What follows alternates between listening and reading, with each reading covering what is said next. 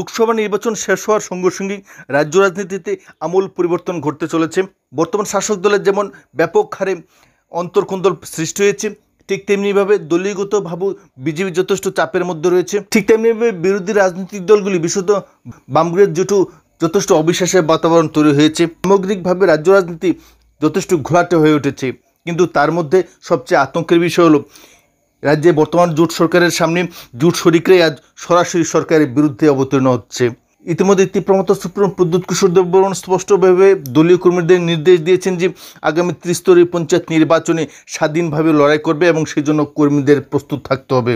ঠিক তেমনিভাবে চাপ সৃষ্টিকারী রাজনীতিতে অভ্যস্ত আইপিএফটি দলও আসন্ন ত্রিস্তরীয় পঞ্চায়েত নির্বাচনে আসন ভাগাভাগির জন্য বিজেপি রাজ্য নেতৃত্বের উপর চাপ সৃষ্টি করে চলছে। তার চেয়েও আরও গুরুত্বপূর্ণ বিষয় হলো দলের যুব সংগঠন ইতিমধ্যেই লং মার্চের ঘোষণা করেছে এবং এই লং মার্চের মূল বিষয়বস্তু হলো ত্রিপুরাল্যান্ড, সেই সঙ্গে রাজ্যের বিভিন্ন স্বার্থ সংশ্লিষ্ট বিষয়, অর্থাৎ রাজ্য সরকারের বিরুদ্ধে ব্যাপক রাজনৈতিক আন্দোলনের নামছে যুব সংগঠন। এবং আগামী 8ই জুলাই লং মার্চ অনুষ্ঠিত করতে যাচ্ছে আইপিএফটি দলের যুব সংগঠন।